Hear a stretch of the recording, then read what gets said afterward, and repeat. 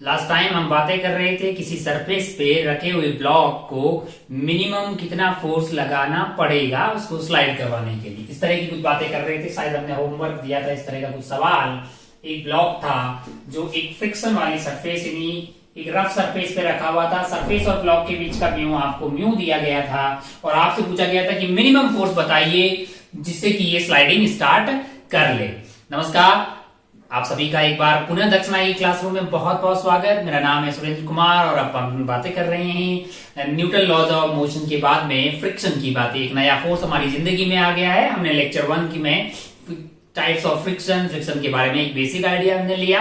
फिर एक सवाल दिया था आपको कि एक ब्लॉक है जिसका मास m है और वो एक स्मूथ सरफेस पे रखा हुआ, सरफेस और ब्लॉक के बीच का म्यू म्यू है और आपसे पूछा गया था कि मिनिमम कितना फोर्स लगाया जाए जिससे कि ये स्लाइडिंग स्टार्ट कर ले। तो पहली नजर में हमें ये समझ में आता है कि यहाँ पे लिमिटिंग जो फ्रिक्शन होगा हमारे लिए, लिमिटिंग यानी जो मैक्सिमम पॉसिबल फ्रिक्शन हो सकता है वो आपका है म्यू इंटू एन। और अगर आप ध्यान से देखें तो इस पर्टिकुलर केस में आपके पास होगा n mg के बराबर। क्या होगा? n की वैल्यू हो जाएगी mg के बराबर। तो आपके जहन में एक विचार आ रहा होगा कि यार मिनिमम फोर्स मतलब क्या है, इस वाले लिमिटिंग फ्रिक्शन को आपको क्रॉस करना पड़ेगा, यानी आपको मिनिमम जो फोर्स लगाना पड़ेगा वो म्यू mg लगाना पड़ेगा। मैंने कहा ऐसा तो तब होगा जब अपन अपना फोर्स हॉरिजॉन्टल लगाएं। अब कोई जरूरी तो नहीं ना, सवाल में ऐसा कहीं तो दिया नहीं है कि फोर्स का हॉरिजॉन्टल होना जरूरी है। तो मैं फोर्स को किसी एंगल पे लगा सकता हूं। क्या एंगल पे लगाने से म्यू mg से भी कम फोर्स लगाने पर भी ये स्लाइडिंग स्टार्ट कर देगा? मैंने कहा हाँ, ध्यान से देखें एक ऐसा कैसा पॉसिबल है। हमने क्या किया, एक फोर्स ऐसे लगा दिया, एक फोर्स को मैंने ऐसे लगा दिया हॉरिजॉन्टल से एंगल थीटा पे, हॉरिजॉन्टल से एंगल थीटा पे। अच्छा भाई साहब, बहुत बढ़िया बॉस। इसके दो कंपोनेंट आए, एक कंपोनेंट आया f cos थीटा हॉरिजॉन्टल और वर्टिकल में एक कंपोनेंट आया f sin थीटा। अच्छा, बहुत बढ़िया, बहुत शानदार।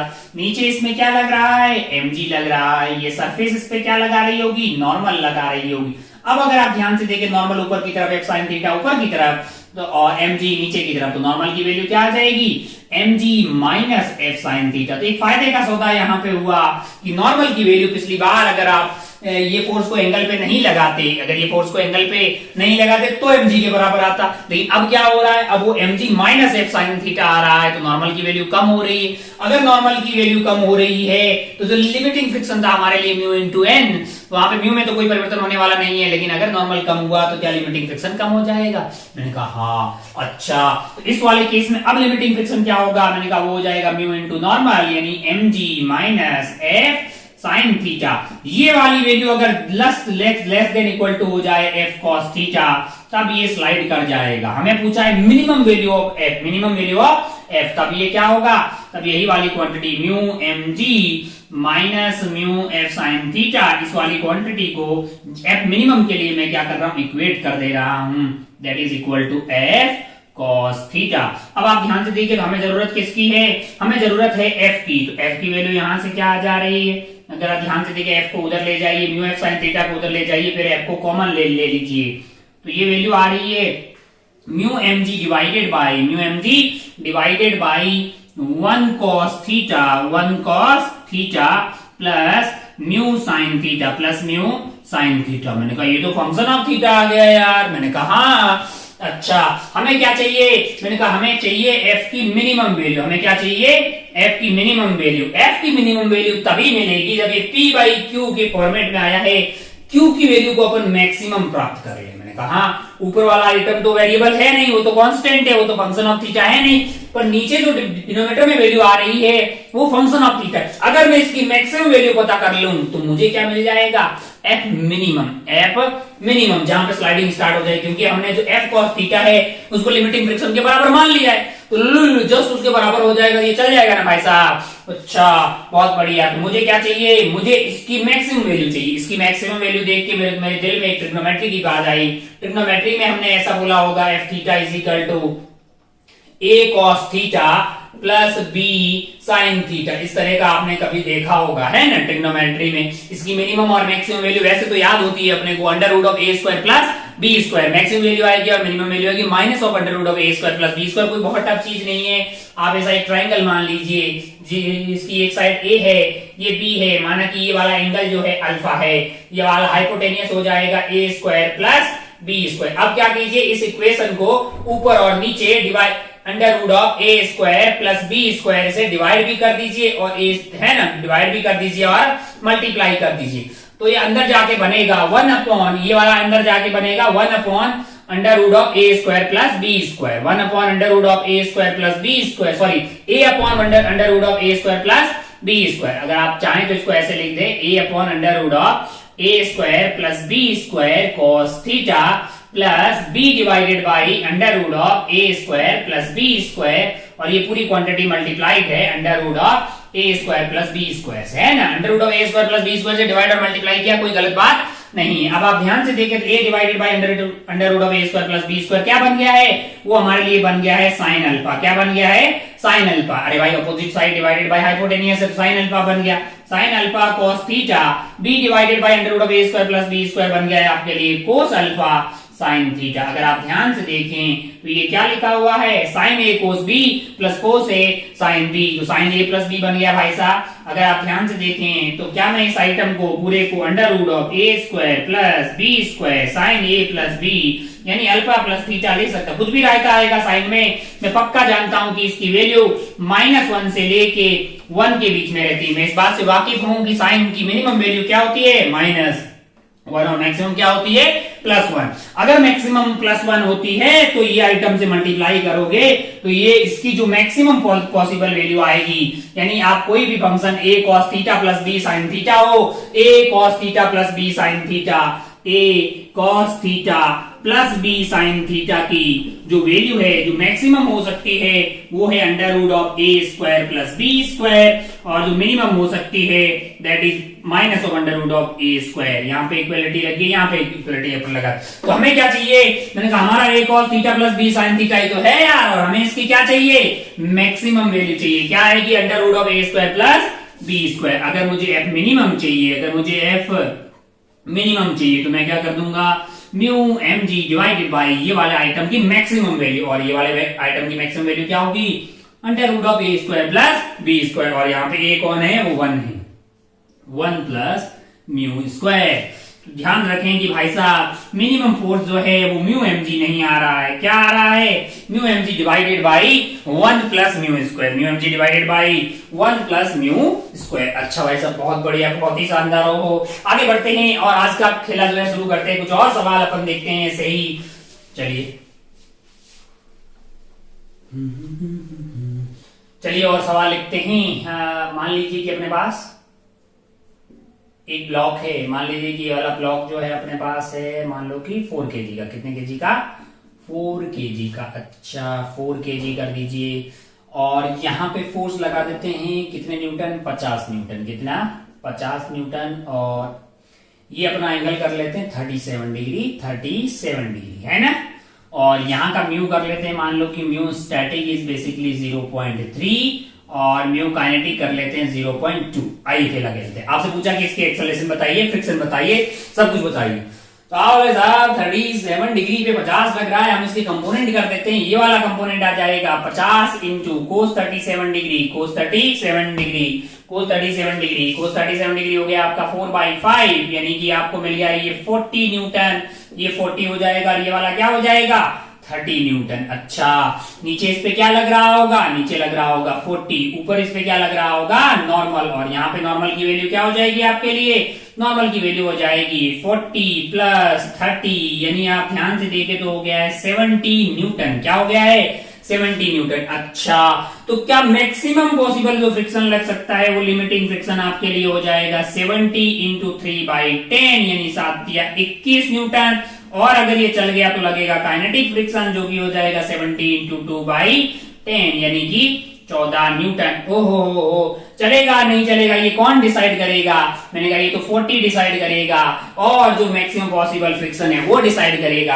आप ध्यान से देखें तो 40 जो है वो चाहता है कि इधर की तरफ चला जाए, रोकने वाला कौन है, मैंने कहा इधर की तरफ जो मैक्सिमम फ्रिक्शन लग सकता है वो है आपके लिए 21 न्यूटन। क्या है, 21। तो क्या ये रोक लेगा, मैंने कहा हाँ। कितना फ्रिक्शन लग रहा होगा, कितना फ्रिक्शन लग रहा होगा, वो 21 लग रहा होगा क्या? क्या ये रोक पाएगा? तो आपका जवाब होगा बिल्कुल नहीं, क्योंकि 21 के बस की बात नहीं है कि वो 40 को रोक दें। अच्छा, तो अब क्या होगा? मैं अब उधर चल रहा होगा, इसकी एक्सेलरेशन इधर आ रही होगी, फ्रिक्शन की वैल्यू अब क्या 21 होगी कि 14 होगी? आप बोलेंगे अगर चल रहा है तो फिर 21 कैसे हो सकती है? काइनेटिक फ्रिक्शन लगेगा और उसकी वैल्यू 14 है।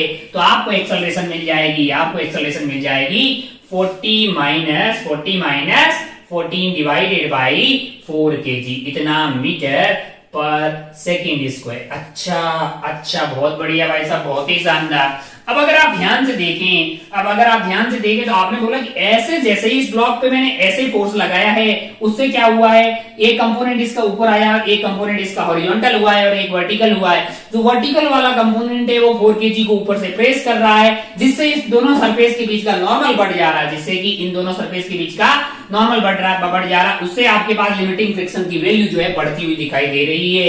अच्छा, ओहो, मान लीजिए कि यही वाले सवाल में मैं क्या करता, ये जो 50 kg है, 50 न्यूटन है, इसकी डायरेक्शन चेंज कर दो। मान लीजिए कि ये जो 50 न्यूटन है वो ऐसे लग रहा है, ब्लॉक पे धक्का नहीं दिया जा रहा है। क्या किया जा रहा है? ब्लॉक को खींचा जा रहा है। अगर ब्लॉक को खींचा जा रहा है तो अब अगर आप ध्यान से देखें, आप बताएं कि इसकी एक्सेलरेशन क्या होगी? क्या ये रुका हुआ है? क्या ये चल रहा है? कितना फ्रिक्शन इसमें लग रहा होगा? जस्ट मैंने क्या किया है, 50 न्यूटन की अप्लाइड फोर्स की डायरेक्शन चेंज कर दी। देखिए जरा ध्यान से, 50 आपके पास ऐसे लग रहा है और ये 37 डिग्री, 40 न्यूटन ये वाला कंपोनेंट आएगा पर वो इस डायरेक्शन में आएगा, और 30 वाला जो कंपोनेंट आएगा वो ऊपर की तरफ आएगा। क्या आएगा? ऊपर की। अब आप ध्यान से देखें तो आपके लिए जो नॉर्मल है उसकी वैल्यू कितनी हो जाएगी? अगर आप इसको देखें तो 40 है नीचे की तरफ, 30 है ऊपर की तरफ, और नॉर्मल भी है ऊपर की तरफ, यानी 30 plus normal must be equal to 40। Normal की वैल्यू क्या आई है? 10 न्यूटन। अरे नॉर्मल तो बहुत कम हो गया है। अब आप ध्यान से देखिए, लिमिटिंग फ्रिक्शन आपके पास हो जाएगा 3/10 इंटू 10। अरे ये क्या हुआ? 3 न्यूटन। और काइनेटिक फ्रिक्शन क्या हो जाएगा आपके लिए? 2 डिवाइडेड बाई 10 इंटू 10, यानी 2 न्यूटन। ओहो, अच्छा, अब तो बिल्कुल ही नहीं रुक सकता। मैंने कहा क्यों? क्योंकि वे इधर 40 खींच रहा है और जो मैक्सिमम फ्रिक्शन लग सकता है वो है 3, तो रुकने का सवाल ही पैदा नहीं होता। ओहो, एक्सेलरेशन होगी, एक्सेलरेशन इस बार हो जाएगी आपके पास, खींचने वाला है 40, रोकने वाला कौन सा लिया जाए? 3 की 2। आप बोलेंगे साहब जब चल रहा है तो 3 तो पॉसिबल ही नहीं है ना? 3 तो कब होगा? जब स्टैटिक फ्रिक्शन लग रही है, और वो भी कौन सी वाली? मैक्सिमम औकात वाली। तो कौन सा लिया जाएगा भाई साहब? 2 ले लीजिए, डिवाइडेड बाई आप कर दीजिए 4 मीटर पर सेकेंड स्क्वायर। अच्छा, हम इन दोनों एग्जाम्पल से क्या समझे? हम ये समझे कि यार मतलब ऐसे धक्का देके चला रहे थे, पिछली बार हमने 50 न्यूटन इस पे ऐसे लगाया, तब हमें एक्सेलरेशन कम मिली, मतलब जो फ्रिक्शन ज्यादा लग रही थी। जब हमने 50 न्यूटन इधर लगा के ऐसे खींचा, मतलब ऐसे खींचा, पिछली बार धक्का दिया था ऐसे और इस बार खींचा, तो हमें एक्सेलरेशन ज्यादा मिली, हमें फ्रिक्शन कम मिली, फायदे का सौदा हुआ। अच्छा, तो ऐसे बोर्ड लेवल में एक सवाल पूछा जाता है कि एक ठेले वाला है, एक क्या है? एक ठेले वाला है। ओहो, यहाँ पे टायर वायर लगे हुए हैं। ये ठेले वाले भैया अपना ठेला चला रहे हैं, ठेला आप जानते हैं। अच्छा, अगर आप ध्यान से देखें तो इनके पास 2 ऑप्शन हैं। एक ये कि ये जो है ठेले को ऐसे हाथों से धक्का दें, हाथों से ऐसे धक्का दें और ठेला आगे और भैया पीछे ऐसे ऐसे चल रहे होंगे, पहला केस है ना। दूसरा केस ऐसा हो कि ये ठेला है आपके पास, ऐसे है ना, ये टायर हो गया, और भैया क्या हो कि आगे जा रहे हो, ठेले को पीछे ऐसे खींच रहे हो, ठेले को पीछे ऐसे खींचते हुए आगे की तरफ जा रहे हो। अब आप बताइए जरा ध्यान से कि इस बार में खींचा जा रहा है और इस बार में ठेले पे ऐसे दबाया जा रहा है, कौन से वाले तरीके में ठेले को चलाना आसान होगा? कौन से वाले तरीके में ठेले को खींचना आसान होगा? एक पहला केस जिसमें ठेले को ऊपर से ऐसे एंगल पे दबाया जा रहा है, और दूसरे वाले केस में ठेले को ऐसे खींच के चलाया जा रहा है। कौन से वाले केस में इन भैया को कम मेहनत लगेगी या ठेला चलाना इजी होगा? है कि नहीं यार? कार्ड मान लीजिए, कुछ भी मान लीजिए, इसको चलाना आसान तब होगा। आप उनके साहब जब ऐसे दबा रहे होंगे तो ऐप का एक कंपोनेंट इधर आएगा, एक इधर आएगा, ये चलाना चाह रहा है, ये वाला नुकसान कर रहा है। क्यों? क्योंकि ये नॉर्मल को बढ़ा देगा। लेकिन जब आप ऐसे चला रहे होंगे तो ये कंपोनेंट वर्टिकली अपवर्ड आएगा, ये हॉरिजॉन्टल वाला चलाना चाह रहा है, और ये वर्टिकल कंपोनेंट वाला फायदे का सौदा करेगा, क्योंकि इससे क्या होगा? नॉर्मल कम हो जाएगा। नॉर्मल कम होगा तो लिमिटिंग फ्रिक्शन क्या हो जाएगा? कम हो जाएगा। अच्छा अच्छा भाई साहब, बहुत बढ़िया, बहुत शानदार। अभी अपन जो है ना पहिए भले ही बना रहे हो, रोलिंग फ्रिक्शन वगैरह नहीं ले रहे हैं, ये क्या कर रहा है, मतलब जस्ट इसको स्लाइड करवा रहे हैं। क्या करवा रहे हैं, स्लाइड करवा रहे हैं। पहिए भले ही बना दिए हैं, लेकिन वो घूमने वाली बातें अभी बिल्कुल भी नहीं कर रहे हैं। सिर्फ आसान भाषा में अगर बात करें तो उसको स्लाइड करवा के लेके जाना डब्बे को, तो कौन से वाले केस में आसान होगा? तो लॉजिकली आपको लग रहा है कि ये वाले केस में it is easy to pull a cart compare to मतलब जो है उसको पुश करना है कि नहीं है। लेकिन यहाँ पे कंट्रोवर्सी ये हो सकती है, 99.99% में अपन जनरली यही सोचते हैं कि कार्ट की हाइट जो है हमारे से कम है। हम कार्ट की साइज हाइट अगर हमारे से कम है, अगर कार्ट हमसे छोटी है तो हम धक्का हमेशा ऐसे ही देंगे। अगर ऐसे धक्का देंगे तो नॉर्मल बढ़ जाएगा, क्योंकि ये कंपोनेंट नीचे आएगा तो धक्का देके चलाना टफ होगा और खींचना इजी हो जाएगा। खींचेंगे तो क्या होगा कि फोर्स ऐसे लग रहा होगा, उसका एक कंपोनेंट वर्टिकली अपवर्ड आएगा, उससे क्या होगा, मैंने कहा इसमें नॉर्मल कम हो जाएगी। mg माइनस ये वाला फोर्स आएगा और इस वाले केस में mg प्लस ये वाला फोर्स नॉर्मल आएगा, तो ये फायदे का सौदा है। लेकिन कल को कोई ऐसा डिबेट कर दे, इस तरह का बोल दे, क्योंकि ये जेईई में पहले पूछा भी गया है और वहां पे कंट्रोवर्सी क्रिएट हुई है कि ये वाला जरूरी तो नहीं ना ब्लॉक आप बहुत छोटा, जरूरी तो नहीं। एआर में सवाल पूछा गया था, मतलब ये सवाल पहले पूछा गया, अगर मान लीजिए कि ये ब्लॉक बहुत बड़ा हो और आप धक्का दे रहे हो, धक्का जरूरी है नीचे की तरफ दें, अगर आप धक्का ऐसे एंगल पे दे रहे हो, कैसे दे रहे हो, ऐसे एंगल पे दे रहे हो, तो क्या होगा, एक कंपोनेंट ऊपर आएगा और एक कंपोनेंट आगे आएगा। जो ऊपर कंपोनेंट आ रहा होगा वो नॉर्मल को कम कर देगा, और अगर यही वाला ब्लॉक बहुत बड़ा हुआ, मान लो इतना बड़ा हुआ और आपने खींचा लेकिन ऐसे नहीं, कैसे खींच लिया, ऐसे खींच लिया, तो खींचने वाले केस में एक कंपोनेंट नीचे आएगा और एक कंपोनेंट ऐसे आएगा, तो आपके आंसर उल्टे होते हुए दिखाई दे रहे हैं। यहाँ पे धक्का देने से फायदे का सौदा होगा कि ये कंपोनेंट ऊपर आ रहा है, जिससे क्या होगा, नॉर्मल कम हो जाएगा, यहाँ पे नॉर्मल बढ़ जाएगा, ये कंपोनेंट नीचे आ रहा है, mg प्लस ये वाला component is equal to normal हो जाएगा। ये तब होगा जब आपकी साइज से बड़ा ठेला हो, है कि नहीं है? तो ऐसा मतलब बोला जा सकता है। इन जनरली जो कार्ड वार्ड आप पुल कर रहे होते हैं उसकी साइज हमसे कम होती है, तो अगर बोर्ड लेवल पे हमसे पूछे कि it is easier to pull या पुश ए कार्ड, तो आपका जवाब होगा पुल, क्योंकि पुश करने वाले केस में अब ऐसे धक्का देंगे उससे नॉर्मल बढ़ जाएगा, उससे की लिमिटिंग फ्रिक्शन जो है वो आपका बढ़ जाएगा। अच्छा, बहुत बढ़िया, बहुत ही शानदार। कंट्रोवर्सी हो सकती है जब जब साइज उसकी बड़ी हो, और इस वाले केस में और भी बातें हो सकती है, टॉपलिंग वगैरह, तो उस पर नहीं जा रहे हैं। सवाल पूछा गया था तो फिर मतलब जो है दोनों साइडें वहां पे देखी गई कि भाई सवाल में दोनों तरह से नंबर दिए गए। अच्छा, बहुत बढ़िया, बहुत ही शानदार। लेकिन बोर्ड लेवल पे अगर हमको कोई पूछे कि it is easy to pull या पुश, तो हमारा जवाब होगा कि भाई साहब पुल करना इजी रहेगा हमारे लिए कार्ड में। ठीक है, चलिए भाई साहब आगे बढ़ते हैं, चंद सवाल और देखते हैं, धीरे धीरे आगे बढ़ते हैं, फ्रिक्शन में खेला जारी रखते हैं। बोर्ड हो गया चकाचक, चलिए बोर्ड हो गया चकाचक, और देखते हैं एक सवाल और। सवाल में क्या करते हैं, मान लो कि ये अपने पास क्या है, मान लो कि ये हमारे पास ब्लॉक है, और ब्लॉक अपन कर देते हैं 2 kg का। कितना? 2 kg का। मान लो कि इसको खींचा जा रहा है इधर की तरफ 10 न्यूटन से, और एंगल मान लीजिए है 37 डिग्री। क्या है? 37 डिग्री। अच्छा, और इधर से मान लीजिए धक्का ऐसे प्रेस किया जा रहा है 40 न्यूटन से, और एंगल मान लीजिए है 53 डिग्री, और मान लीजिए कि यहाँ का म्यू आपको दिया हुआ है, मान लीजिए कि म्यू दिया हुआ 0.5। आपसे पूछा गया एक्सेलरेशन क्या होगी, इस वाले ब्लॉक की एक्सेलरेशन क्या होगी। मैंने कहा भाई साहब दोनों काम कर रहे हो, बहुत बढ़िया भाई साहब, बहुत ही शानदार। नीचे इस पे लग रहा होगा 20 न्यूटन, ये कौन लगा रही होगी, ये धरती माता लगा रही होगी। अच्छा, बहुत बढ़िया। इस पेन के 2 कंपोनेंट किए हमने, एक हॉरिजॉन्टल वाला कंपोनेंट आया हमारे पास 10 cos 37 डिग्री, यानी 10 into 4/5 that is equal to 8 newton. Vertical वाला कंपोनेंट ये आ गया है 6 आ गया, आप गोली की रफ्तार से आगे बढ़िए, और ये वाला कंपोनेंट आ जाएगा आपका 40 इंटू cos 53 डिग्री, जो कि हो जाएगा 3/5, यानी यहां से ये कट गया है आपके पास 8 3 24, यानी ये आ गया 24 न्यूटन, है कि नहीं है। उसी तरह से तो ये कंपोनेंट हॉरिजॉन्टली इधर आया और ये वाला कंपोनेंट नीचे की तरफ आएगा, कितना आएगा 40 इंटू 4/5, 40 इंटू 4/5 से ये आपके पास है 8 इंटू 4 32 न्यूटन, है ना। अब अगर आप ध्यान से देखें तो आपके पास जो वर्टिकली डाउनवर्ड फोर्स आ रहा है वो है 32, और आपके पास है 20, ऊपर की तरफ आ रहा है 6, और ऊपर की तरफ एक चीज और लग रही होगी वो है नॉर्मल, है ना। अब अगर आप ध्यान से देखें तो आप वर्टिकल में तो ये बोल सकते हैं कि नेट फोर्स 0 है, यानी ऊपर की तरफ आपके पास लग रहा है नॉर्मल, प्लस आपके पास क्या लग रहा है 6। बहुत बढ़िया भाई साहब, बहुत ही शानदार। और डाउनवर्ड है आपके पास 32 और क्या लग रहा है ये 20 mg वाला है ना।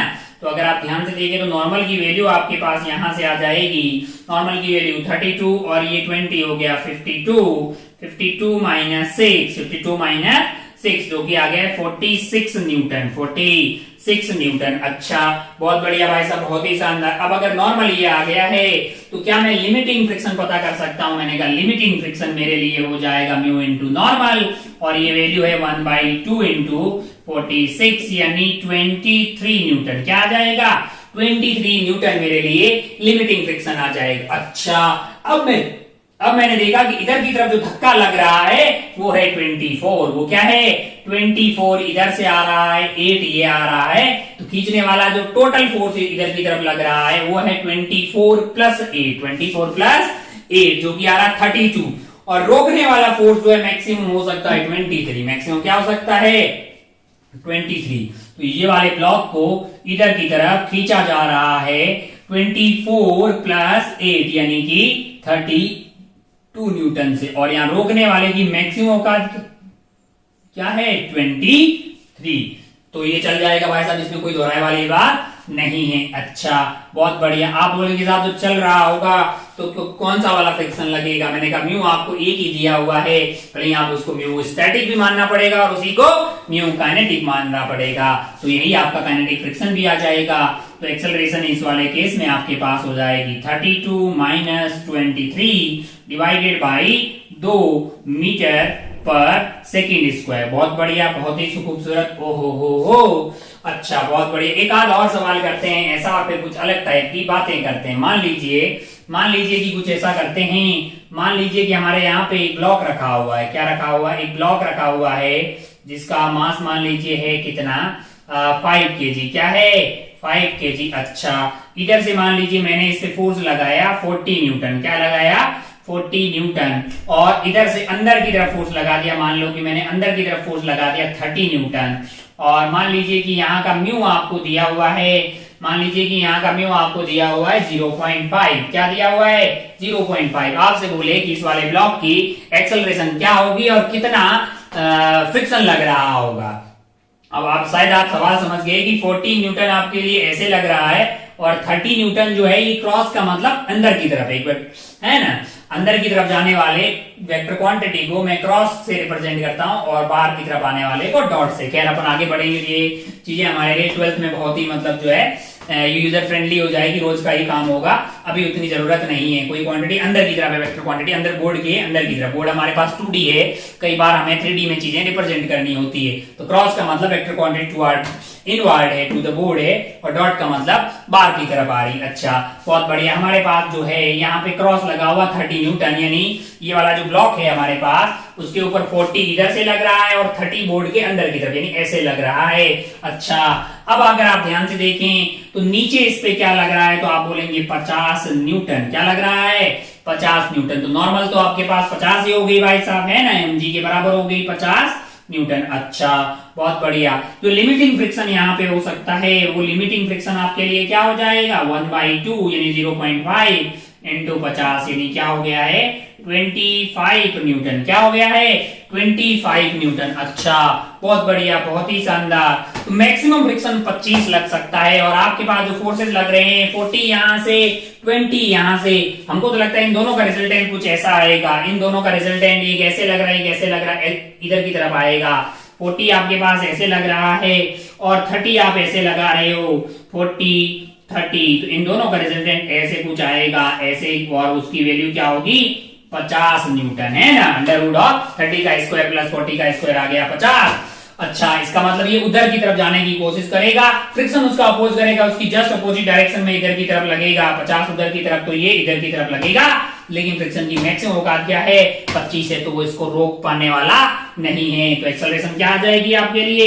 एक्सेलरेशन आ जाएगी 50 माइनस फ्रिक्शन आपके पास है 25 डिवाइडेड बाई 5 यानी कि 5 मीटर पर सेकेंड स्क्वायर। 5 मीटर पर सेकेंड स्क्वायर। अच्छा, बहुत बढ़िया, बहुत शानदार। हो अगर मान लीजिए कि मैं इसी सवाल में 5 केजी की जगह कर दूं 20 केजी, क्या कर दूं 20 केजी। अगर मैं 20 केजी कर दूंगा, 20 केजी कर दूंगा तो मेरे लिए नॉर्मल की वैल्यू अब कितनी हो जाएगी, इस वाले केस में नॉर्मल की वैल्यू 200 हो जाएगी। तो लिमिटिंग फ्रिक्शन क्या हो जाएगा 1/2 इंटू 200 यानी 100 न्यूटन आ जाएगा। क्या आ जाएगा 100 न्यूटन आ जाएगा। क्या इस वाले केस में ये मूव कर पाएगा, तो बोलेगा नहीं, मूव करने वाला नहीं है। काय को लाला, क्योंकि अगर आप 50 न्यूटन का फोर्स इधर लगा रहे हो और फ्रिक्शन की मैक्सिमम वैल्यू 100 हो सकती है, तो 100 हो सकती है तो 100 लगेगा, थोड़ी लगेगा कितना 50 लगेगा, क्योंकि स्टैटिक फ्रिक्शन उतना लगता है जितनी जरूरत होती है। किस बात की जरूरत, साथ को बरकरार रखने की जरूरत। दोनों सरफेस साथ में रहना चाहते हैं और उसके लिए फ्रिक्शन की 50 वैल्यू सफिशिएंट है। तो 50 के अपोजिट 50 लग जाएगा और मैक्सिमम पॉसिबल हो सकती है 100। उस वाले केस में आपके पास एक्सेलरेशन क्या आ जाएगी 0 आ जाएगी। बहुत बढ़िया भाई साहब, बहुत ही शानदार। हो एक आध सवाल ऐसा और टाइम पास कर लेते हैं। मान लीजिए कि इसको थोड़ा सा मिटा के यहाँ पे एक सवाल और देखते हैं ऐसा ही, फिर अपन थोड़ी सी बातें कुछ अलग टाइप की करते हैं। मान लीजिए कि मैं ऐसा कर लूं, मान लीजिए कि मैंने ये वाले ब्लॉक को यहाँ पे एक ब्लॉक है, ओहो ऐसे ऐसे रखा हुआ है, दीवार है ऐसी, मान लीजिए इस तरह की दीवार ऐसे रखी हुई है और ब्लॉक को यहाँ पे रख दिया, यानी ब्लॉक को ऐसे रख के इधर से फोर्स लगा। ब्लॉक को मान लीजिए 2 केजी का, कैसा है 2 केजी का, और यहाँ से फोर्स मैंने लगा दिया, मान लो कि मैंने फोर्स लगा दिया है यहाँ पे कितना 100 न्यूटन। क्या लगा दिया है 100 न्यूटन, और यहाँ पे आपको नॉर्मल मान लो म्यू दे दिया आपको 0.5। अच्छा, बहुत बढ़िया, बहुत ही शानदार। हो और इसको मैंने चेंज करके 3 केजी कर दिया, और फिर मैंने एक अंदर की तरफ फोर्स लगा दिया अपनी मर्जी से 40 न्यूटन। क्या लगा दिया है 40 न्यूटन। अब आप देखो जरा क्या क्या ये है ना, इसका मतलब आप समझ गए ना कि भाई दीवार ऐसी है और ब्लॉक ऐसा है। अब आप ब्लॉक पे देखेंगे तो ब्लॉक पे इधर से लग रहा है 100 न्यूटन। क्या लग रहा है 100 न्यूटन। तो क्या ये जो सरफेस है वो इस पे नॉर्मल इतना ही लगाएगी, मैंने कहा बिल्कुल इतना ही लगाएगी। नॉर्मल कितना लगाएगी 100 के बराबर, तभी तो ये रुका रहेगा। ओ नॉर्मल की वैल्यू आ गई है यहाँ से 100 न्यूटन। अच्छा, नीचे क्या लग रहा होगा, मैंने कहा नीचे इस पे लग रहा है 30 और अंदर की तरफ लग रहा है 40, यानी इस वाले प्लेन पे अगर देखा जाए तो नीचे 30 लग रहा है, ऊपर 40 लग रहा है, कुछ कुछ वैसा ही है। तो रिजल्टेंट उसका जो है वो कितना लगेगा 30 आपका नीचे लग रहा है, 40 उधर की तरफ, 30 डाउनवर्ड लग रहा है, 40 अंदर की तरफ है। तो उन दोनों का रिजल्टेंट इस प्लेन में, इस वाले प्लेन में, कौन से वाले प्लेन में, ऐसा अगर आप बना के देखें तो 30 जो है वो आपके लिए नीचे लग रहा है ऐसे, और 40 आपका अंदर की तरफ लग रहा है। तो इन दोनों का रिजल्टेंट कुछ इधर की तरफ आएगा ना भाई साहब। अरे यार 30 जो है वो नीचे की तरफ खींच रहा है और 40 आप अंदर की तरफ दबा रहे हैं। ये 30 है, ये 40 है, तो ये 50 इधर की तरफ आएगा, यानी 30 आपका डाउनवर्ड हो गया, 40 उधर की तरफ हो गया, 50 इधर की तरफ। तो फ्रिक्शन जो है वो इसके जस्ट अपोजिट ऊपर की तरफ ऐसे लगेगी, इस वाले प्लेन में, इस वाले प्लेन में इधर की तरफ। ये वाला प्लेन जो इसको मैं अगर ऐसे बनाऊं तो इधर की तरफ क्या क्या लगेगी, मैंने कहा वो मैक्सिमम जो लग सकती है वो FL होगा आपके पास म्यू इंटू एन। म्यू की वैल्यू क्या है आपके लिए, म्यू की वैल्यू है 1/2 और एन की वैल्यू है 100 इस वाली सरफेस पे।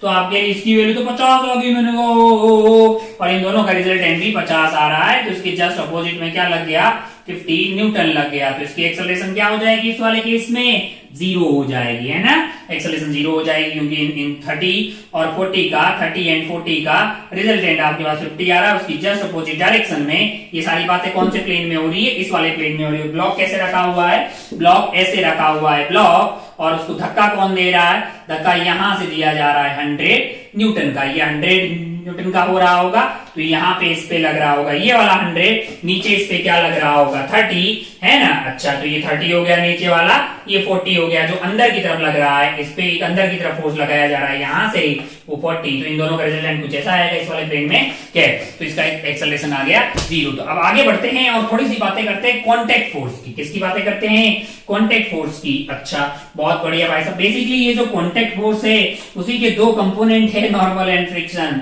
आज पता करते हैं, इससे पहले अपन जो नॉर्मल भी पढ़े हैं, फ्रिक्शन भी पढ़े हैं। हेडिंग डाल दीजिए आप, friction as a component of contact force, friction as a component of contact force, friction as a component of contact force. चलिए बोर्ड हो गया चकाचक हेडिंग डालते हैं, friction as a component of friction as a component of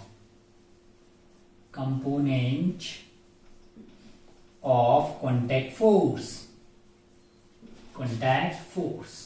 friction as a component of contact force. अच्छा, क्या बता रहे हैं, क्या बातें करते हैं। अब जरा ध्यान से देखें तो यहाँ पे एक ब्लॉक रखा हुआ है जिसका मास है m। कहाँ रखा हुआ है, मैंने कहा धरातल पे रखा हुआ है। अच्छा, मास m है और इस पे नीचे mg लग रहा है तो ऊपर नॉर्मल लग रहा होगा, इसमें तो कोई गलत बात नहीं है। मैंने कहा इधर से मैंने एक फोर्स लगाया, एक्सटर्नल फोर्स लगाया, जिसकी वजह से इस सरफेस पे एक फ्रिक्शनल फोर्स लग रहा होगा जो इसका अपोज कर रहा है ना, इसकी मोशन, यानी इन दोनों के साथ बरकरार था लेकिन उसको तोड़ने की कोशिश इसने की तो ये इसका अपोज कर रहा है। अच्छा, बहुत बढ़िया भाई साहब, बहुत ही शानदार। हो अब अगर आप ध्यान से देखें तो ये जो कॉन्टेक्ट सरफेस है वो दो काम कर रही है। मैंने कहा एक नॉर्मल लगा रही है, एक फ्रिक्शन लगा रही है। कल को मैं बोलूं कि भाई साहब बेसिकली दोनों फोर्स लगा कौन रहा है, मैंने कहा वो तो कॉन्टेक्ट सरफेस लगा रही है। बेसिकली कॉन्टेक्ट सरफेस एक नॉर्मल लगा रही है, फ्रिक्शन लगा रही है। वो नॉर्मल मतलब बेसिकली लगा क्या रही है, एक इधर की तरफ फोर्स लगा रही है FC, और FC कौन है, मैंने कहा FC है कॉन्टैक्ट फोर्स। क्या है, कॉन्टैक्ट फोर्स। अच्छा, ओहो, अगर ये कॉन्टैक्ट फोर्स है और मान लीजिए कि ये वाला एंगल लैम्डा है तो जो हमारा नॉर्मल है, ये normal is basically contact force का वर्टिकल वाला कंपोनेंट, यानी FC कोस लैम्डा SC कोस लैम्डा आपके पास क्या होगा, नॉर्मल। अच्छा, कॉन्टैक्ट फोर्स का वर्टिकल कंपोनेंट ही नॉर्मल होता है, मैंने कहा हाँ, और कॉन्टैक्ट फोर्स का हॉरिजॉन्टल कंपोनेंट यानी FC sign lambda SC, sign lambda की वैल्यू हमारे लिए फ्रिक्शन हो जाएगी C साइन लैम्डा, यानी कि ये वाला कंपोनेंट आपके लिए हो गया है नॉर्मल। अच्छा, बेसिकली कॉन्टैक्ट सरफेस एक फोर्स लगाती है जिसका नाम अपन बोल सकते हैं कॉन्टैक्ट फोर्स, या ये कॉन्टैक्ट फोर्स को आसान भाषा में अगर आप बोलें तो क्या है, resultant of normal reaction and friction है। एक कॉन्टैक्ट सरफेस में जो नॉर्मल लग रहा होगा और जो फ्रिक्शन लग रहा होगा उन दोनों का रिजल्टेंट हमारे लिए क्या हो जाएगा, कॉन्टैक्ट फोर्स हो जाएगा। अच्छा, अगर ये F है तो F को यहाँ पे ले आए तो बेसिकली N और F का रिजल्टेंट ही आपके लिए FC हो गया है, यानी FC के मैग्नीट्यूड की बात करेंगे तो वो हो जाएगा हमारे पास F का स्क्वायर प्लस N का स्क्वायर, दोनों के बीच का एंगल 90 है, तो आपके पास FC की वैल्यू आ जाएगी F square plus N square. तो एक बात आपको समझ में आएगी, कॉन्टैक्ट फोर्स ही का ही बेसिकली एक कंपोनेंट फ्रिक्शन होता है, एक कंपोनेंट क्या होता है, नॉर्मल। कल को तुम्हें कोई सवाल पूछे कि भाई साहब एक ब्लॉक है, ये वाले ब्लॉक का मास मान लीजिए 2 kg है, म्यू मान लीजिए कि आपके पास मान लो 3 kg है, ब्लॉक क्या है, 3 kg है। ओहो, अच्छा 3 kg है तो ये वाला 30 हो जाएगा, बहुत बढ़िया, बहुत ही शानदार। और मान लीजिए कि भाई साहब इधर की तरफ फोर्स लग रहा है, म्यू की वैल्यू आप ले लीजिए म्यू की वैल्यू अपन ले सकते हैं, कितनी ले सकते हैं भाई साहब, कितनी मान लीजिए मैंने ले ली 0.1, सवाल ही तो बनाना है, इसमें इतना क्या सोचना है, ये 30 हो गया है और ये मान लो 0.1 है, 0.1 ले लिया। इधर की तरफ से मान लो कि फोर्स लग रहा है आपके पास 0.1 से मल्टीप्लाई करेंगे तो क्या आएगा, 3 न्यूटन। तो मान लीजिए कि ये लग रहा है 5 न्यूटन, क्या लग रहा है, 5 न्यूटन, है कि नहीं यार।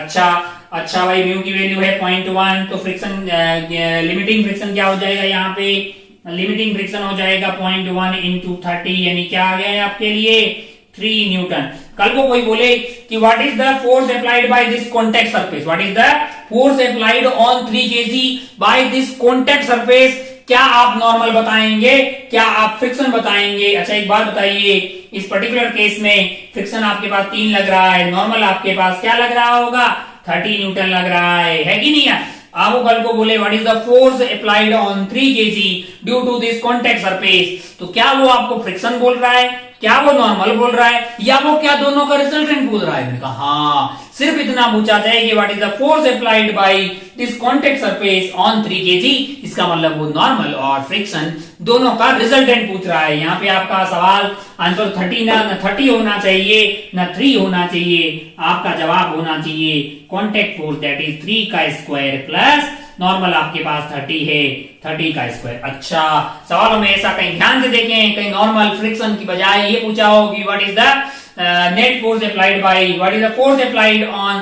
3 kg by this contact surface. इसका मतलब अरे तो नॉर्मल भी कौन लगा रहा है, कॉन्टेक्ट सरफेस ही लगा रहा है, फ्रिक्शन कौन लगा रहा है, वो भी तो कॉन्टेक्ट सरफेस लगा रहा है, तो उन दोनों का रिजल्टेंट हमें निकालना होगा। अच्छा, कॉन्टेक्ट फोर्स हमारे पास प्राप्त हो गया भाई साहब F square plus N square. अच्छा भाई, बहुत बढ़िया, बहुत शानदार। इसकी मिनिमम वैल्यू क्या हो सकती है? कोई आपसे बोले कि एफसी की मिनिमम वैल्यू बताएं, आप बोलेंगे साहब तो ये फ्रिक्शन है ना, इसकी मिनिमम वैल्यू क्या हो सकती है? इनका 0 हो सकती है, म्यू को 0 रख लो, सरफेस को स्मूथ रख लो। तो एफसी की मिनिमम वैल्यू आपके पास under root of n square आ जाएगी, यानी कि रूट में एन स्क्वायर है तो बाहर एन आ गया। और मैक्सिमम वैल्यू अगर प्राप्त करनी है कॉन्टेक्ट फोर्स की, अगर मैक्सिमम वैल्यू की बात करें, मैक्सिमम वैल्यू तो उस वाले केस में फ्रिक्शन की मैक्सिमम वैल्यू लेनी पड़ेगी, और फ्रिक्शन की मैक्सिमम वैल्यू क्या होगी? वो हो जाएगी mu into N limiting value plus आपके पास एन स्क्वायर है, तो एन आपके पास जो है वो कॉमन आके बाहर आ जाएगा, और अंडर रूट में रह जाएगा 1 प्लस म्यू स्क्वायर। तो आपके पास जो कॉन्टेक्ट फोर्स है उसकी वैल्यू मिनिमम हो सकती है नॉर्मल के बराबर, और मैक्सिमम हो सकती है normal into 1 plus mu square. इस रेंज में रहेगा कौन? Contact force. अच्छा, बहुत बढ़िया भाई साहब, बहुत ही शानदार, बहुत ही बढ़िया। इस कॉन्टेक्ट फोर्स का वर्टिकल से जो एंगल होता है उसके बारे में बात करते हैं, जिसको अपन ने क्या लिया है? इसको अपन ने लेमडा लिया है। कौन से वाले एंगल को? ये वाले एंगल को। अच्छा, मैं कह लेमडा जो होगा, अगर आप ध्यान से देखो तो 10 लेमडा की वैल्यू क्या आ रही है? 10 लेमडा, 10 लेमडा वो आपके लिए आ रहा है f divided by normal. F divided by normal आ रहा है कि नहीं आ रहा है? अच्छा, ऐसा बहुत बढ़िया, बहुत ही शानदार। अरे ये वाला नॉर्मल है और ये वाला एफ है, ये एफ वेक्टर है, ये नॉर्मल है, तो लेमडा तो एफ डिवाइडेड बाई नॉर्मल ही तो आएगा ना। अच्छा, अगर आपको बोले कि लेमडा की मिनिमम वैल्यू बताए, लेमडा की मिनिमम वैल्यू, तो आप बोलेंगे साहब फ्रिक्शन की वैल्यू को 0 डाल दो तो लेमडा मिनिमम क्या मिल जाएगा आपको? 0, है ना। अच्छा, और लेमडा की मैक्सिमम वैल्यू क्या हो सकती है? तो आप बोलेंगे साहब फ्रिक्शन की क्या वैल्यू डाल दो? मैक्सिमम। इस वाले केस में फ्रिक्शन आपको मैक्सिमम डालना पड़ेगा, यानी म्यू एन। अच्छा, तो आपके पास जो 10 लेमडा मैक्स आएगा, 10 लेमडा मैक्स आएगा, उस वाले केस में अगर आप ध्यान से देखें तो ये हो गया आपके पास म्यू एन, और ये वाला वैल्यू हो गया एन। अगर आप ध्यान से देखें तो एन ने एन की बत्तियां गुल कर दी, यानी लेमडा मैक्स की जो वैल्यू आ रही है हमारे लिए वो आ रही है 10 इनवर्स ऑफ म्यू। अगर आप ध्यान से देखें, ये जो लेमडा मैक्स है इसको थीटा बोलिए, अल्फा बोलिए, बीटा बोलिए, कुछ भी बोलिए, जब लिमिटिंग फ्रिक्शन लग रहा हो और नॉर्मल, लिमिटिंग फ्रिक्शन और नॉर्मल मतलब फ्रिक्शन की वैल्यू लिमिटिंग हो यानी मैक्सिमम हो, तब जो कांटेक्ट फोर्स का नॉर्मल के साथ एंगल होता है वो लेमडा मैक्सिमम होता है, और इसी को प्यार से एंगल ऑफ फ्रिक्शन बोलते हैं। क्या बोलते हैं? Angle of friction. Angle of friction क्या हो गया भाई साहब? लिमिटिंग फ्रिक्शन जब लग रहा हो, फ्रिक्शन अपनी मैक्सिमम औकात पे इधर लग रहा हो, इधर की तरफ क्या लग रहा हो? उस पे ऊपर की तरफ नॉर्मल है, नॉर्मल का और कांटेक्ट फोर्स का एंगल, लेकिन तब जब फ्रिक्शन क्या लग रहा हो? लिमिटिंग फ्रिक्शन लग रहा हो, यानी ए आपका एफ लिमिटिंग हो गया। ये वाला जो एंगल होगा ये लेमडा मैक्स होगा, और ये लेमडा मैक्स और 10 लेमडा मैक्स की वैल्यू क्या होगी? 10 लेमडा मैक्स की वैल्यू आपके लिए म्यू के बराबर आ जाएगी। किसके बराबर आ जाएगी? म्यू के बराबर, यानी 10 lambda max is equal to mu आ गया, यानी लेमडा मैक्स की वैल्यू आपके पास आ जाएगी 10 इनवर्स ऑफ म्यू, और इसी को प्यार से क्या बोलते हैं? Angle of friction. Friction angle या फिर एंगल ऑफ फ्रिक्शन के नाम से जाना जाता है। अच्छा भाई साहब, बहुत बढ़िया, बहुत ही शानदार। ओहो, छोटी छोटी बातें अपने समझ में आई कि एफसी की वैल्यू यहाँ से यहाँ तक वेरी कर रही है, बहुत बढ़िया। थोड़ा सा इसको उड़ाते हैं और एक आध सवाल जो है और अपन इस पे सॉल्व करते हैं। मान लो कि भाई साहब आपको आइडिया लगा कि भाई साहब जो है आपके पास जो है कांटेक्ट फोर्स है उसकी मिनिमम वैल्यू एन के बराबर होगी, और मैक्सिमम आपके पास आ रही है वो 1 प्लस म्यू स्क्वायर के मल्टीपल में आ रही है एन के, और लेमडा की मिनिमम वैल्यू 0 और maximum value 10 inverse of mu आ रही। अच्छा भाई साहब, बहुत बढ़िया, बहुत शानदार। मान लो कि ऐसा कुछ हो, मान लो कि ऐसा कुछ हो, यहाँ पे एक ब्लॉक है, यहाँ पे एक ब्लॉक है, ब्लॉक है, ब्लॉक है, ब्लॉक है। अच्छा, मान लीजिए कि ये वाला ब्लॉक है 400 ग्राम का। कितने ग्राम का? मान लीजिए कि इसका मास आपको दे दिया जाए 400 ग्राम है। बहुत बढ़िया भाई साहब, बहुत शानदार। ओहो, और इस पे फ्रिक्शन मान लो कि इधर की तरफ फ्रिक्शन लग रहा है।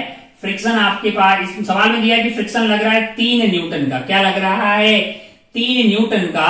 तो पहला सवाल है लैम्डा बताइए, दूसरा सवाल है कांटेक्ट फोर्स का मैग्नीट्यूड बताइए। कांटेक्ट फोर्स का मैग्नीट्यूड बताइए, तुरंत बता दीजिए। इतना आसान, मतलब हाथ थू पूछते हुए शर्म आ रही है, तुरंत बता दीजिए, तुरंत बताइए भाई साहब। मास है आपके पास 400 ग्राम का ये ब्लॉक है, इसका मतलब तो नीचे की तरफ क्या लग रहा होगा? mg लग रहा होगा। ऊपर क्या लग रहा होगा? नॉर्मल लग रहा होगा। तो नॉर्मल की वैल्यू mg के बराबर होगी, ये 400 ग्राम है, डिवाइडेड बाई 1000 कर दीजिए, इंटू g 10 कर दीजिए, तो ये तो आया 4 न्यूटन। और फ्रिक्शन आपको क्या दिया हुआ है? इस पे फ्रिक्शन इधर की तरफ लग रहा है 3 न्यूटन, और ऊपर क्या लग रहा है? Normal 4 Newton. तो कांटेक्ट फोर्स कैसा होगा? मैंने कहा ऐसा लग रहा होगा भाई साहब। अरे भाई साहब, ये 3 को उठा के यहाँ रख दीजिए, ये 3 हो गया है, तो ये आपके पास कांटेक्ट फोर्स आ जाएगा 5 न्यूटन, और ये वाला एंगल क्या आ जाएगा? 3/4 यानी 37 डिग्री। तो पहले वाला आंसर होगा lambda is equal to 37 degree. बहुत बढ़िया भाई साहब, बहुत शानदार। और मैग्नीट्यूड आ गया है आपके लिए 5 न्यूटन, है ना। इस बात का ध्यान रखें कि इस वाले सवाल में आपसे पूछा जाता कि what is the force applied by this contact surface on this 400 ग्राम वाला आइटम, तो आपका जवाब 4 नॉर्मल के बराबर नहीं होता। नॉर्मल है 4, फ्रिक्शन है 3, आपका जवाब होता 5 Newton. Force applied by this contact surface जब भी लिखा है तो उसका मतलब क्या बोला है उसने स्टाइल मार के? वो कांटेक्ट फोर्स की बात कर रहे हैं। तो यहाँ पे अपने को समझ में आया कि बेसिकली वो कांटेक्ट फोर्स है 5 न्यूटन, उसका एक कंपोनेंट वर्टिकल आ रहा है जिसको अपन नॉर्मल रिएक्शन बोल रहे हैं, और उसका एक हॉरिजॉन्टल कंपोनेंट आ रहा है जिसको अपन फ्रिक्शन बोल रहे हैं। बहुत बढ़िया भाई साहब, बहुत ही शानदार। ओहो, आगे बढ़ते हैं। अब थोड़ा इंक्लाइन प्लेन मार्केट में लाते हैं, है ना, है ना। इंक्लाइन प्लेन अभी बिल्कुल नहीं लाए, तो हेडिंग डाल दीजिए friction on incline plane. Heading डाल दीजिए फ्रिक्शन ऑन इंक्लाइन प्लेन। इसको उड़ाते हैं, बोर्ड को क्लीन करते हैं, और हेडिंग डाल दीजिए आप फ्रिक्शन ऑन इंक्लाइन प्लेन। चकाचक हेडिंग डालते हैं फ्रिक्शन ऑन इंक्लाइन प्लेन, या फिर कुछ भी लिखते हैं आप motion on incline plane. Motion on incline plane, inclined plane. अच्छा, बढ़िया भाई साहब, बहुत खूबसूरत। ओहो, डरने की कोई बात ही नहीं है। हमने एक इंक्लाइन प्लेन ले लिया है जिसका एंगल ऑफ इंक्लिनेशन मान लीजिए थीटा है, और हमने क्या किया? मैंने कहा यहाँ पे एक ब्लॉक रख दिया है। ब्लॉकवा जो है हमारे पास, उसका मास है मान लीजिए m। उसका मास क्या है? इसका मास m है ना। अच्छा, और यहाँ पे म्यू जो है मान लीजिए कि कोफिशिएंट ऑफ फ्रिक्शन जो है वो यहाँ पे सरफेस पे। इधर की तरफ मान लीजिए मैंने एक फोर्स F लगा दिया। अच्छा, और नीचे इस पे क्या लग रहा होगा? mg के 2 कंपोनेंट कर दिए मैंने। इधर वाला कंपोनेंट आ गया mg cos थीटा, इधर आपके पास नॉर्मल आ गया। ओहो, और इधर वाला कंपोनेंट हो गया आपके लिए mg sin थीटा। अब अगर आप ध्यान से देखें, माना कि इसकी एक्सेलरेशन उधर की तरफ है, इसका मतलब बड़ा कौन हुआ? अच्छा, एक फ्रिक्शन भी रहेगा, वो मैंने कहा इधर की तरफ होगा। मान लो कि वो एक्सेलरेट हो रहा है, इसका मतलब कौन सा फ्रिक्शन लग रहा होगा? तो आप बोलेंगे भाई साहब कि इसका मतलब काइनेटिक फ्रिक्शन लग रहा होगा। तो बड़ा कौन हुआ? मैंने कहा F माइनस नीचे की तरफ क्या लग रहा है? नीचे की तरफ लग रहा है आपके लिए mg sin theta plus friction अपनी मैक्सिमम औकात लगाएगा तो म्यू इंटू एन हो जाएगा, n is mg cos theta. ये रोकने वाला फोर्स हो गया, that is equal to mass into acceleration, अगर वो उधर की तरफ स्लाइड कर रहा है तो। अच्छा, बहुत बढ़िया भाई साहब, कोई बहुत टफ चीज नहीं है। ओहो, अब मैं एक छोटी सी बात करता हूँ आपसे।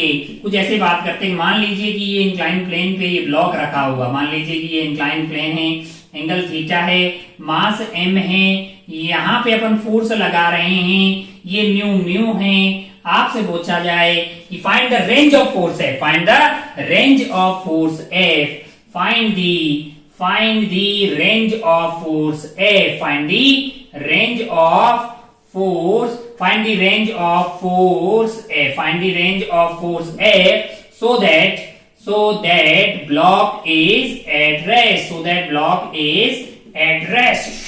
ऐसे कैसे रेंज की कैसे बातें हो रही है?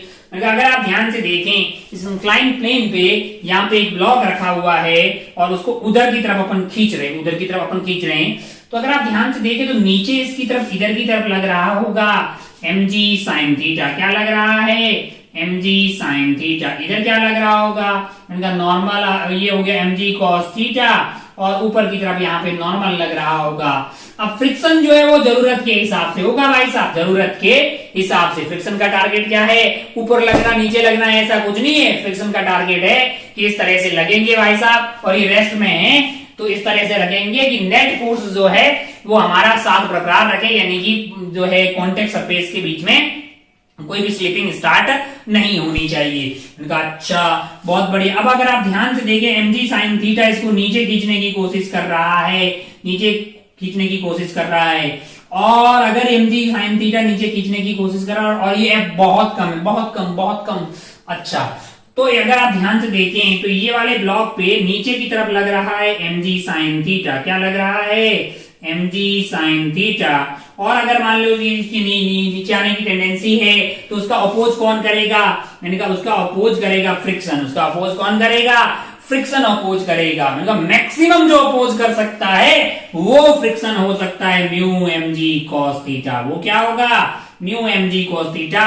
अगर फिर भी ये नहीं रुके तो अब आपको जो f लगाना पड़ेगा वो f की मिनिमम वैल्यू होगी। क्यों? क्योंकि भाई साहब आपकी हेल्प पूरी की पूरी किसने कर दी है? फ्रिक्शन ने पूरी कोशिश की है mg sin थीटा को बैलेंस करने की। फिर भी अगर मान लो कि ये इधर जाने की कोशिश करे तब आपको मिनिमम फोर्स लगाना पड़ेगा जिससे कि ये रेस्ट में रह जाए। तो एफ मिनिमम आपके लिए आ गया है, मिनिमम फोर्स आपके लिए आ गया है आपके लिए mg sin theta, mg sin theta minus mu mg cos theta, mu mg cos theta. अच्छा, बहुत बढ़िया भाई साहब, बहुत ही शानदार। फिर क्या हो? मैंने कहा अगर मैक्सिमम की बात करें तो अब आप फोर्स को बढ़ाने लगेंगे, फोर्स को इधर बढ़ाने लगेंगे। इधर खींचने वाला कौन है? mg sin theta.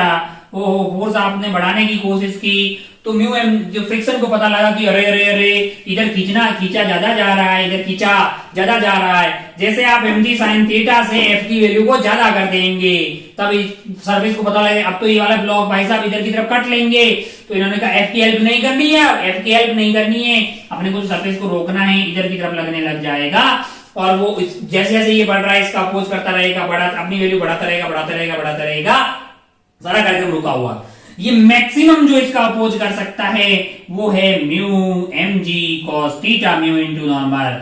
यहां पे मैक्सिमम लग रहा होगा फोर्स, तब भी ये रेस्ट में रह रहा होगा क्योंकि एफ मैक्स को अपोज करने वाले हैं। एफ मैक्स को अपोज कौन कौन कर रहा है? यहाँ पे mg sin theta plus mu mg cos theta. तो कोई भी अब आदमी बोल देगा कि भाई साहब फोर्स की वो रेंज बताइए जिस दौरान ये ब्लॉक जो है सरफेस, इस इंक्लाइन सरफेस पे रखा हुआ वो रेस्ट पे रहे। इसका मतलब f जो है वो लेस देन इक्वल टू, मतलब जो greater than equal to mg sin theta minus mu mg cos theta और less than equal to mg sin theta plus mu mg cos theta. ये होना चाहिए भाई साहब, ये होना चाहिए। mg sin theta minus mu mg cos theta से बड़ा ही होना चाहिए और mg sin theta plus mu mg cos theta से छोटा होना चाहिए, है ना। फ्रिक्शन का ये कोई टारगेट नहीं है कि ऊपर लगेंगे कि नीचे लगेंगे। उसका एक ही मकसद है कि दोनों सरफेस के बीच का जो साथ है, जो अटूट बंधन है वो बरकरार रहना चाहिए। वो अपनी ओर से कोशिश करता है, बस उसकी एक लिमिट है ना, कि वो लिमिटिंग फ्रिक्शन से ज्यादा पॉसिबल नहीं है। मैंने कहा अच्छा, बहुत बढ़िया भाई साहब, बहुत ही शानदार। हो मान लो कि कोई कल को आपको एक सवाल पूछे, यार एक इंक्लाइन प्लेन है, ये मान लीजिए कि एक इंक्लाइन प्लेन है, ये एंगल मान लीजिए 37 डिग्री है, ये क्या है 37 डिग्री। यहाँ पे ब्लॉक अपनी मर्जी से कुछ भी रख देते हैं। मान लो कि हमने ब्लॉक रख दिया है कितने केजी का, 2 केजी का, है कि नहीं है। ओहो, यहाँ पे म्यू मान लीजिए हमारे पास है 0.5, म्यू क्या है 0.5। इधर की तरफ अपन क्या कर रहे हैं, एक फोर्स लगा रहे हैं। इधर की तरफ अपन क्या कर रहे हैं, ये फोर्स बता रहे हैं, लगा रहे हैं। आपको पूछेगी find the range of force F so that block is at rest. Find the range of force F so that block is at rest. अब आप ध्यान से देखें तो ये जो 2 kg है इस पे नॉर्मल और नीचे तरफ खींचने वाला फोर्स हो जाएगा mg sin थीटा, यानी कि 20 इंटू 3/5। तो ये हो गया है आपका 4 12, ये आ गया 12 और ये वाला हो गया है आपके लिए 16, तो नॉर्मल की वैल्यू क्या हो जाएगी? नॉर्मल की वैल्यू हो जाएगी 16 न्यूटन। नॉर्मल की वैल्यू क्या हो जाएगी? 16 न्यूटन। तो फ्रिक्शन की लिमिटिंग वैल्यू जो हो सकती है हमारे पास वो है 16 इंटू 0.5, यानी क्या आ गई है? 8 न्यूटन। क्या आ गई है? 8 न्यूटन। अब आप ध्यान से देखें तो मैं क्या बोल रहा हूं, अगर इसके नीचे आने की पॉसिबिलिटी हो तो ये 12 खींचने वाला है, इसका अपोज करने के लिए फ्रिक्शन उधर की तरफ लग जाए, इसका अपोज करने के लिए फ्रिक्शन जो है, मर गया अपने, फ्रिक्शन जो है 12 इधर की तरफ है, फ्रिक्शन इसका उधर की तरफ पूरा अपोज करे यानी 8 न्यूटन से, तब आपको मिनिमम फोर्स लगाना पड़ेगा। कितना लगाना पड़ेगा भाई साहब? आप बोलेंगे यार 12 माइनस 8 यानी कि 4 न्यूटन मिनिमम ऊपर लगाना ही पड़ेगा, अन्यथा जो है वो नीचे की तरफ कट लेगा। मैंने कहा अच्छा, और मैक्सिमम मैंने कहा बढ़ाते जाओ बढ़ाते जाओ बढ़ाते जाओ बढ़ाते जाओ बढ़ाते जाओ, बढ़ाते बढ़ाते अगर आपने इस एफ की वैल्यू को कर दिया 12 न्यूटन, क्या किया? 12 न्यूटन अगर एफ कर दिया, जो कि mg sin थीटा के बराबर होगा, उस वाले केस में फ्रिक्शन 0 हो जाएगा। फ्रिक्शन क्यों लगेगा भाई? फ्रिक्शन ने कोई ठेका नहीं ले रखा कि लगना ही है, फ्रिक्शन तो जरूरत होगी तो ही लगेगा, है ना? सेल्फ एडजस्टिंग टाइप का है यहाँ पे स्टैटिक फ्रिक्शन।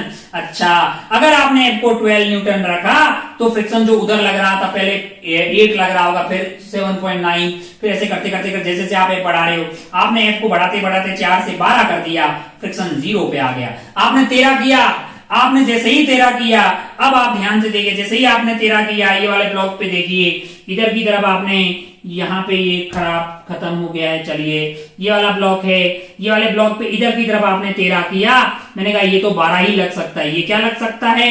12। फ्रिक्शन ने तुरंत बोला कि नहीं यार, ऊपर लगना कोई ठेका नहीं ले रखा है, अला हम तो ऐसे ऐसे अगर ऊपर लगते रहे तो ये स्लाइड हो जाएगा। ये 13 नहीं बे 13 सॉरी, अगर आप ध्यान से देखिए, अगर ये 13 है तो आपको यहाँ पे 12, फ्रिक्शन इस वाले केस में 1 न्यूटन जो है इधर की तरफ लग जाएगा। अच्छा, फिर आप 14 करिएगा, आप इसको जो है 13 की बजाय क्या कर सकते हैं, इसको 13 की बजाय आपने कर दिया मान लो 14, तो अपना फ्रिक्शन 2 हो जाएगा। इसने आपको 15 किया, फ्रिक्शन अपना 3 हो जाएगा। आपने 16 किया, फ्रिक्शन जो है 4 लगेगा, 16 को बैलेंस कर लेगा। मैंने कहा फ्रिक्शन मैक्सिमम क्या हो सकता है? मैंने कहा फ्रिक्शन तो 8 ही हो सकता है, यानी कि 12 प्लस 8 20 नीचे की तरफ मैक्सिमम हो सकता है। तो आप भी ऊपर की तरफ इक्विलिब्रियम के लिए, यानी रुके रहने के लिए 20 लगा सकते हो।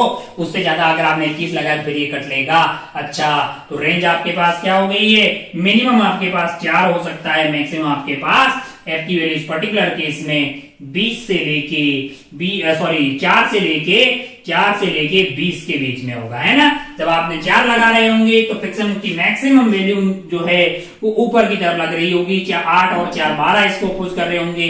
जब आप 20 लगा रहे होंगे तो फ्रिक्शन पूरा का पूरा नीचे लग रहा होगा, 12 प्लस 8 फ्रिक्शन वाला 20 को बैलेंस कर रहा होगा। अच्छा, बहुत बढ़िया, बहुत ही शानदार, खूबसूरत। ओ हो एक सवाल और देखते हैं अपन इस पे। हो जाओ साफ यार, मेरा दिल भी कितना पागल है। एक बोर्ड हो गया चकाचक। एक और सवाल बनाते हैं। मान लो कि ऐसा कुछ हो,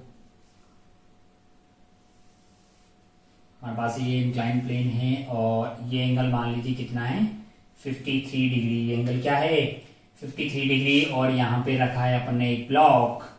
अच्छा, बहुत बढ़िया, बहुत शानदार। इस पे इधर की तरफ मान लो फोर्स लगा दिया मैंने 10√2 न्यूटन, और ये एंगल है मान लीजिए 53 डिग्री। ये क्या है 45, ठीक है 45, और ये वाला म्यू मान लीजिए आपको दे दिया जाए, यहाँ पे म्यू है 0.5। म्यू क्या है 0.5। अच्छा, म्यू को वैल्यू मान लो कि 0.5 दे दिया, और मास मान लीजिए मैं कर देता हूं आपके लिए, मास की वैल्यू है 2 kg, है ना?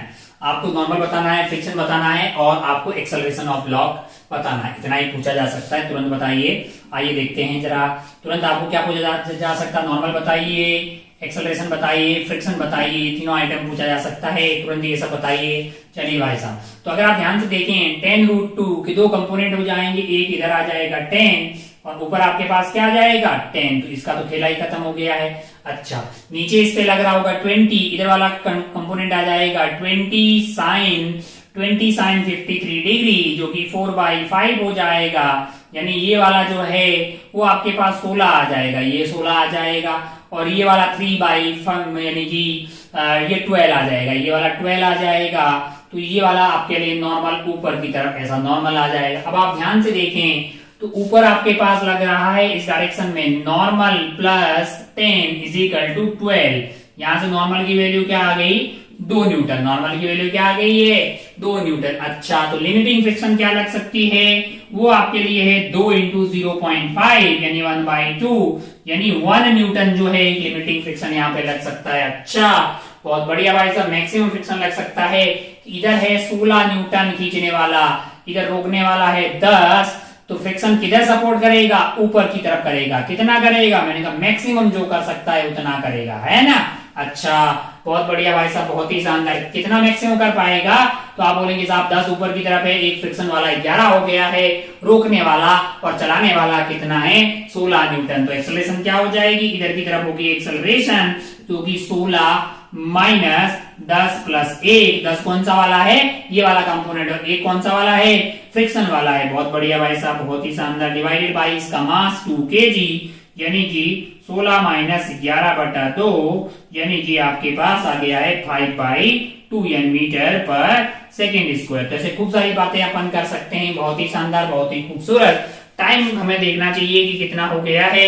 लास्ट टाइम भी अपन काफी थोड़ा आगे बढ़ गए थे टाइम लिमिट से। तो आप हेडिंग डालते हैं अपन, ऐसे इंक्लाइन में खूब सारी बातें करेंगे। एक छोटी सी इंटरेस्टिंग बात स्टार्ट करते हैं, शायद हमारे पास टाइम हो गया तो नहीं करनी चाहिए हमको। रिपोज एंगल है ना, एंगल ऑफ रिपोज, या फिर आप हेडिंग डालते हैं रिपोज एंगल। कौन सा एंगल, रिपोज एंगल। क्या है भाई साहब एंगल ऑफ रिपोज या फिर रिपोज एंगल। अच्छा अच्छा अच्छा, बहुत बढ़िया, बहुत शानदार। अब आप ध्यान से देखें, अब अगर आप ध्यान से देखें तो क्या ये चीज है, अगर आप ध्यान से देखें, अगर आप किसी भी ब्लॉक को ऐसे इंक्लाइन प्लेन पे रख दे रहे हैं, ये एंगल है आपका थीटा और यहाँ पे एक ब्लॉक को रखा हुआ है कि नहीं है। अच्छा, तो अगर आप ध्यान से देखें इधर की तरफ क्या लग रहा है, mg sin थीटा लग रहा है। क्या लग रहा है, mg sin थीटा, जो कि चाहता है कि ये नीचे आ जाए। मैंने यहाँ पे ब्लॉक को ऐसे रखा, अभी कोई फ्रिक्शन लग रहा होगा, आप बोलेंगे कोई फ्रिक्शन नहीं लग रहा होगा, कोई भी फ्रिक्शन नहीं लग रहा होगा। लेकिन जैसे ही मैं इसका एंगल हॉरिजॉन्टल से बढ़ा रहा हूं, यानी एंगल ऑफ इंक्लिनेशन 0 के अलावा कर रहा हूं, तब तो फ्रिक्शन लग रहा है। क्यों, क्योंकि इसमें एक टेंडेंसी आ गई। अब भले ये स्लिप नहीं कर रहा है लेकिन टेंडेंसी तो है ना, तो स्टैटिक फ्रिक्शन लग रहा होगा। mg sin थीटा इधर लग रहा है, कोई रोक रहा है, कोई रोक रहा है, फ्रिक्शन रोक रहा है ना, फ्रिक्शन रोक रहा होगा mg sin थीटा। मैं थीटा बढ़ा रहा हूं, mg sin थीटा, थीटा बढ़ाने पे sin थीटा की वैल्यू बढ़ जा रही है। ये क्या हुआ, थीटा को मैं बढ़ाता गया, थोड़े से थीटा पे ये स्लिप होकर नीचे गिर गया। अच्छा, जिस थीटा के करस्पॉन्डिंग ये स्लिप होकर नीचे कर गया, यानी मिनिमम वो थीटा की वैल्यू ही प्यार से क्या कहलाती है, एंगल ऑफ रिपोज। तो अपने एंगल ऑफ फ्रिक्शन के बारे में बात की, एंगल ऑफ रिपोज क्या होता है हमको लगता है अगले वाले में देखते हैं। फिर इसमें एक दो अच्छे सवाल भी देखेंगे। आज का खेला शायद रोक दें तो भलाई वाली बात है, क्योंकि खींचने वाला फोर्स है mg sin थीटा, रोकने वाला होगा फ्रिक्शन। आप दोनों में रिश्ता पता करें कि एंगल ऑफ रिपोज और एंगल ऑफ फ्रिक्शन में क्या डिफरेंस आता है, क्या मतलब जो है दोनों की वैल्यू आती है। एंगल ऑफ रिपोज, आप जो एंगल ऑफ फ्रिक्शन हमने पहले ही बात कर दी थी कि जब लिमिटिंग फ्रिक्शन लग रहा होता है तब कांटेक्ट फोर्स का मतलब नॉर्मल एंड लिमिटिंग फ्रिक्शन के रिजल्टेंट का नॉर्मल के साथ यानी वर्टिकल के साथ जो एंगल होता है उसी को प्यार से क्या बोलते हैं, angle of friction. Repose angle तो आप समझ गए कि भाई साहब ब्लॉक को यहाँ पे रखा हुआ है और ये स्लाइडिंग जिस एंगल पे स्टार्ट कर देगा, थीटा की वैल्यू बढ़ाते जिस एंगल पे ये स्लाइडिंग स्टार्ट कर देगा तो वो जो थीटा होगा वही हमारा एंगल ऑफ रिपोज होगा। तो हमको लगता है कि फिर जो इसी से नेक्स्ट वाली क्लास को करते हैं स्टार्ट और आज की खेला को यहीं पे समाप्त करते हैं। आप अपनी और अपनी पढ़ाई का खूब ख्याल रखिएगा। सुनने, देखने और समझने के लिए आप सभी का बहुत बहुत शुक्रिया। होमवर्क वगैरह करते रहें, बगैर उससे कोई मतलब जो है उसके बगैर काम चलने वाला नहीं है। हम यहाँ छोटी छोटी बातें करते हैं, कुछ सवाल देखते हैं, कुछ कॉन्सेप्ट समझते हैं, फिर आप उस कॉन्सेप्ट को सवालों में किस तरह से अप्लाई करते हैं वो इस बात पे डिपेंड करता है कि आप होमवर्क कितनी सिंसियरिटी से पूरा करते हैं। उसको पूरा करें, उसके डाउट को क्लियर करें, उससे क्या होगा कि आपको समझ पड़ेगी चीजों को अप्लाई कैसे करना है कि वो आपके भेजे में उतरेगा। चलिए भाई सब ठीक है, जय हिंद, जय भारत, टेक केयर, बाय।